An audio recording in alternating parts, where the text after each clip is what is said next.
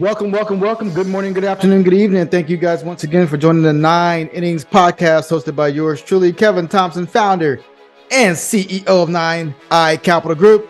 Thank you guys for joining us. As I always say, subscribe to this channel. As I always say, go and get my book, MLB to CFP, live on Apple and Amazon. If you have any questions, comments, or concerns, you can email us at info@9icapitalgroup.com. Send us your questions, or you can go to the website at www.9icapitalgroup.com. Schedule an appointment.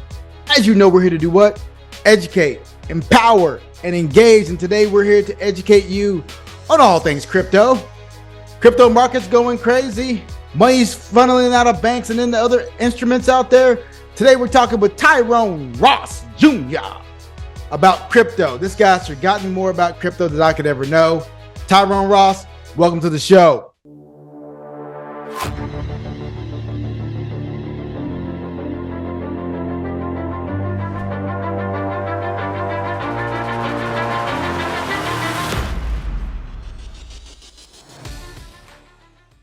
We have Tyrone Ross Jr., Turnqey Labs. Thank you for joining us, my friend. Thank you for joining the 9 Innings podcast today.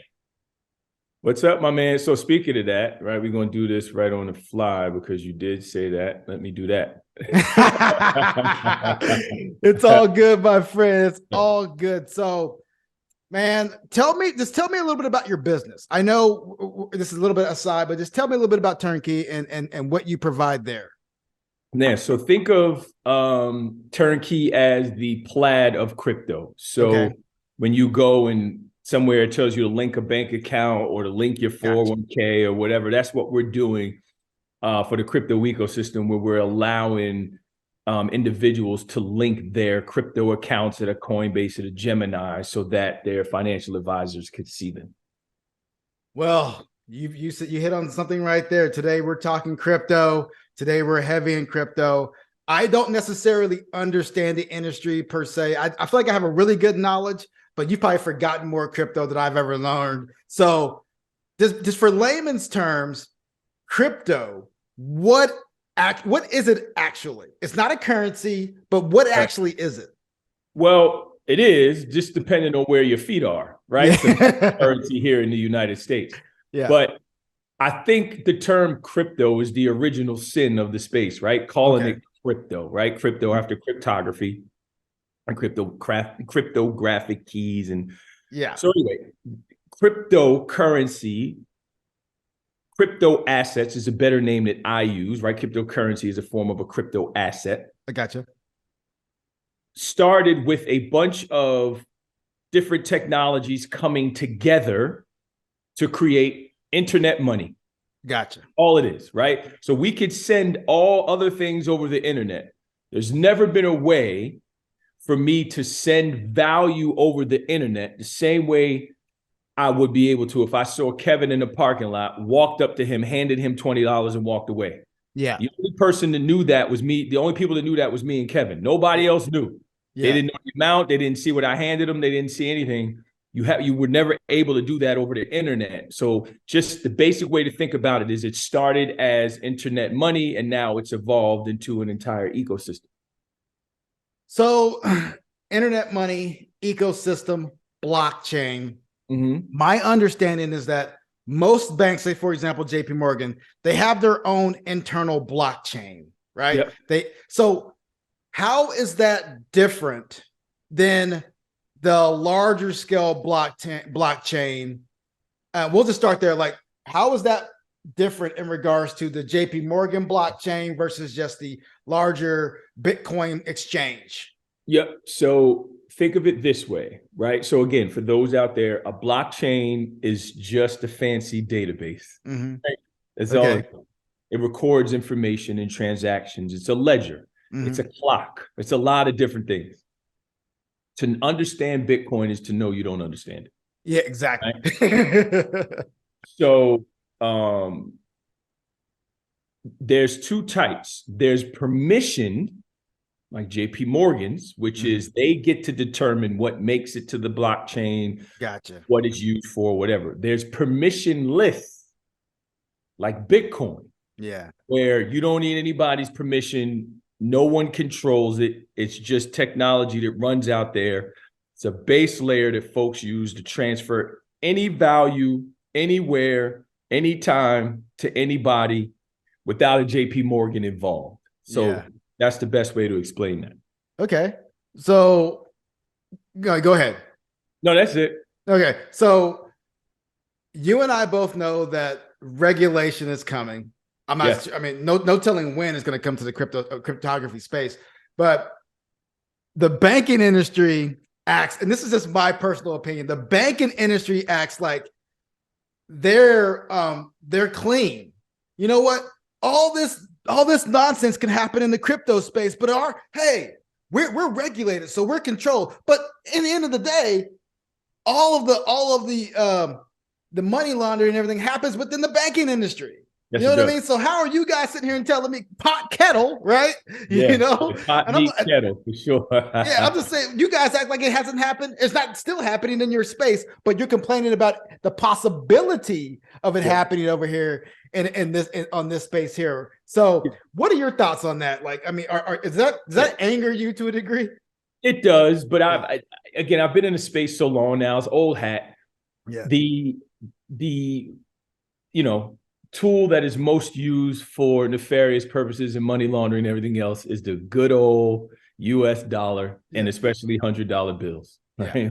We know that. How many pictures we done seen folks in our community with $100 bills, the neighborhood drug dealer, this, that, the third, whatever, the mob. Yeah, in everybody's community, it's $100 bill, right? And dollars. But Citibank, for instance, there are banks that are really involved here, right? Mm-hmm. JP Morgan says one thing, the company does another, right? They're really involved. They understand what's going on here. Is there awful things that blockchain is used for? Absolutely. Mm-hmm. But every good is used by horrible people for evil, right? And there's ways to crack down on that. There's companies built to be able to show wallet addresses that are poisoned, if you will, that you shouldn't interact with. Chainalysis is a company. TRM Labs is another. There's another company called Sardine, which does a lot of security measures around opening accounts and wallet transfers and things like that. So the tech is being built. And that's the one thing everyone has to take a step back and understand. It's only 14 years old. Right? Yeah. It's the entire space is 14 years old. Remember what you were like at 14? Yeah. Right? Like, you were very volatile. You were very up and down. You were still trying to find your way. You showed some promise in some areas. You were probably not really good in these areas, but it takes some time. You're an adolescent. So the crypto space is the same way. So what got you so involved in this space? Like, what was that defining moment? Like, wow, this is really interesting. This interests me. I want to go full board into this. Yeah, I'll tell you the story. So for those that don't know, I grew up in a home that had to operate outside the traditional financial system. Gotcha. Right? My mother was constantly using money orders. There was no bank account. There's check cashing places, so on and so forth. So I grew up understanding that there was an alternative financial space. Mm-hmm. Banks wasn't the end all be all for everything. Yep. And what I also realized is like, I remember my mother like rushing to the check cashing place because she needed her money now. Yep. Take whatever you want, but I need the money now. I can't wait till Friday. I can't wait until I go open an account and sit in the bank for 30 minutes, and I need the money now. Mm-hmm. So flash forward to 2015. I had a friend of mine as a Ruby developer, and he was all into quirky stuff. He made our fake IDs when we was younger and everything. Like, he was always doing crazy stuff. Yeah. He's ranting, going on back and forth about this internet money, and you could do this, and it's the next thing. And I'm like, man, what is this nonsense that you were telling me about? And in our industry, we're always approached with the next great investment. And I'm like, man, you don't get out of here with this. And I was at Merrill Lynch at the time, so I was in a training program. So I was just, I had blinders on, focused on just hitting my goals. Yeah. And I had a meeting, and before one of my meetings, he was like, let me send you some. And I was like, all right, man, what do I need to do? So he's like, download this app. I'm going to send you some, whatever. So I download the app. He sends me Bitcoin. Okay. A Bitcoin. I get it like this. I was like, whoa. I just saw you, like when we were on the phone and the whole thing, like I saw him do it and then I saw it appear. I said, wait a minute. So then I tell this all the time. He literally, this is his words. He was like, the magic trick isn't over. He goes, now you're going to send it to somebody else. And he got somebody else on the phone, his man on the phone. Yeah. And I sent him the $5. We did all of that in minutes. Okay. And afterwards, I'm like, tell me everything. Yeah. Like, and I don't have a tech background. I went to Georgia Tech and got kicked out. Like, I don't, math, science, all that was not my thing. But I was like, tell me everything, bro. What is going on here? And that was it, man. Like, that started the journey. And I fell down the rabbit hole far and hard. So here I am talking to you. It led me to you. Man, well, I appreciate this because I need people like you in my life to help me understand what's going on. Because again, there's a Cardano, all these damn coins, man. It's like, to me, like, so in my mind, when I start seeing the proliferation of all these different people mining all this stuff, I start saying, aha, like the Eddie Murphy skit, aha, you know? And I'm saying there's something fishy here, but I do believe in the overall structure. And I do believe that there are a few, just like the tech burst, there's going to be some winners. Yep. There's going to be a lot of losers out there. But again, the winners are going to be the ones that are going to make this thing happen. So yeah, I appreciate this conversation, man. Of course, my man. Yeah. A couple other questions real quick.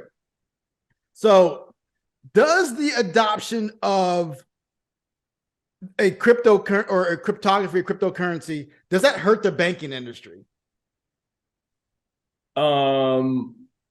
The adoption of a central bank digital currency? No, just cryptocurrency itself, like the overall adoption of, if they said, hey, you know what, we're okay with it. Are they afraid that money's going to flow outside of banks and they're not going to get their cut? So does that necessarily, is that more of a detriment to them? And that's why they're so much against it? Yeah. And again, they're saying one thing out one side of their mouth and the other. They're funding it.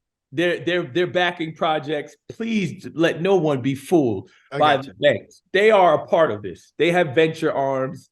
They're funding crypto companies. I spoke to a lot of them when I was building my last company. Yeah. They're all involved. But yes, they are afraid of the fees that they will no longer capture. You got to think about it, right? Overdraft fees, somewhere 20, 30 billion a year, right? Remittances, another, 10, 20, 30 billion. The fees to keep accounts open, the ability to transfer. Like now we have, we're going to have real-time payments here in the United States with FedNow. Right? This has been coming for a really long time. So banks got to get in front of it. Do some of them see the worry? Yes. Right. If stable coins, which are just crypto dollars, right? USDC, which is just a digital dollar, which our dollars now are digital, but in order to do that, you got to use a bank. But if I could just send value wherever I want at any time, what do I need a bank for if the bank is in my pocket? Right. So they are concerned, but they're also not going to let it get too far without them getting their piece. I believe that. And that leads us to the sovereign banks and the digital currencies they're trying to employ.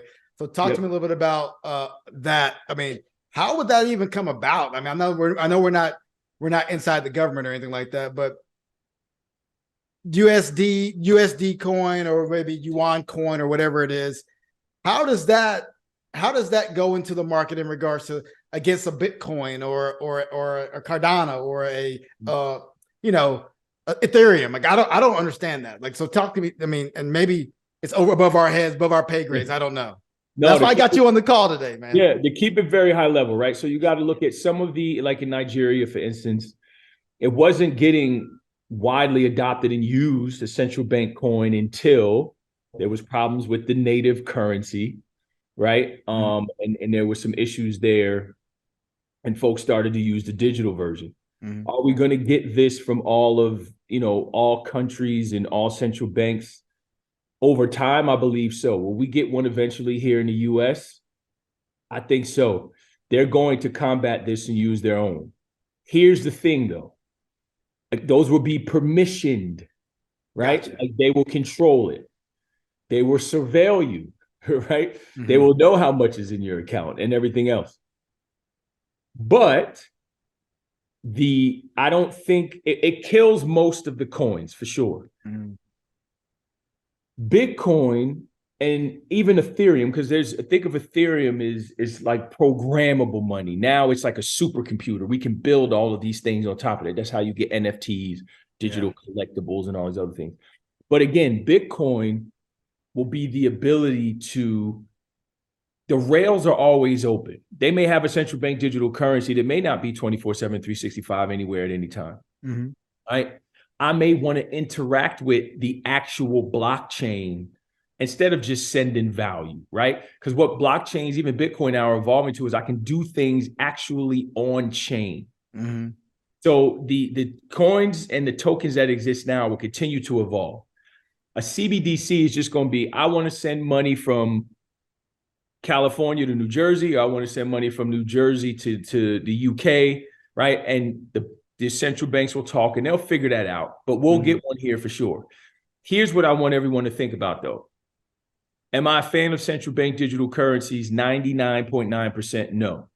Here's why I am no, and here's why I'm open to it.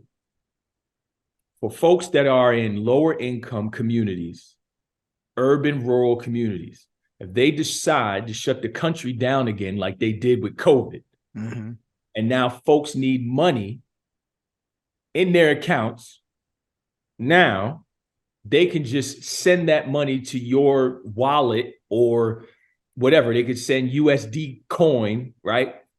$1,200 of it to your wallet, and you have that to spend now. Yeah. As opposed to sending checks in the mail, or as opposed to them sending those debit cards that some folks actually threw out because these folks have never gotten anything from the Treasury before. Who that from? It's the government. Throw it out. Right?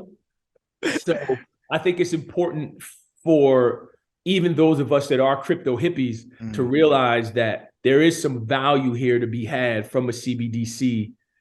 And I don't think it in any way will hamper what Bitcoin or Ethereum does. But I do think we're going to get it simply because our government is our government. They're almighty. They're powerful. They like controlling stuff. And they're not going to continue to let this space go and not be involved in it somewhere. Man, you're absolutely right on that. Our government's powerful. Hopefully the USD, I know people are talking about the USD and its strength and how it's recently been strong, but ultimately when the interest rates start to change, the dollar's going to sell off and all of that, which again, you're starting to see that. But and of course the yuan and the offshore renminbi, they're basically wanting to be the world's reserve currency. And that's going to be a fight. I don't know what that's going to look like. But hopefully I'm long gone before all that still happens. I hear you. And honestly, I think it will be a fight to the death too, because they will do anything possible to defend the dollar as the dominant currency in the world, man. Oh, hopefully we in a better place, or Mars with Elon or something before that happens. I will be here for that. Tyrone, man, thank you for joining us, man. Thank you for talking crypto today, man. We like to keep these short and brief, man. Any last words about crypto that you think we should know that's just on your tongue right now that you wish we should have brought up earlier? I'm glad you asked that, and I was hoping you did. A couple things. I think here's what everyone needs to understand. This is not an investment for everybody. It is still mainly speculative. If you don't have a high risk tolerance, if you're not going to take time to understand it, stay away from now. Read, ask questions, get answers, ask more questions, read, ask questions. This is exactly what I did. I listened to thousands of hours of podcasts. I read books. I asked a lot of questions. Speaking of that, a book that everyone should read is called Crypto Assets by Chris Berninski and Jack Tater. Is a really good book to kind of start to learn. The other one is DeFi and the Future of Money, which is written by one of the authors is a Duke professor. So I would read that. And lastly, if you are, after all of that, you want to try it, you want to see what it's like, here's what you do. Go to Google, look up the nearest Michelin restaurant near you. and try and figure out what it would be for 2 people, drinks, food, everything, to go eat at that restaurant. Take that amount and buy that amount of Bitcoin, Coinbase, Cash App, wherever you want to do it, and just experience it, what it's like to open the account, buy it, and hold it. This way, if it goes to zero, you still got a roof over your head, your kids will still eat, they won't come repossess your cars, everything will be good. But experiment a little bit to understand what it's like to use it and get a feel of it. And not a second before that should anyone consider it an investment. But here to continue to answer questions, teach, learn, and grow, man. And hopefully we do this again soon. Tyrone Ross Jr., Turnqey Labs, thank you for joining the 980s podcast today, my friend. I appreciate you, King. Appreciate it. You just listened to a guy that's forgotten more about cryptocurrencies than I've ever learned. Tyrone Ross Jr. of Turnqey Labs, friend of the show. Thank you guys for joining the 980s podcast. As you know, we're here to do what? Educate, empower, and engage. And today we had a deep conversation on cryptography, a deep conversation on how to use cryptography, a deep conversation on cryptocurrencies in regards to the banking industry, and a little bit deeper on, if you want to get involved, some great books to read from the man himself. Thank you guys for joining us. As y'all know, we're here to educate, empower, and engage. Subscribe to the channel. Stay humble, stay safe. We'll see you again next time.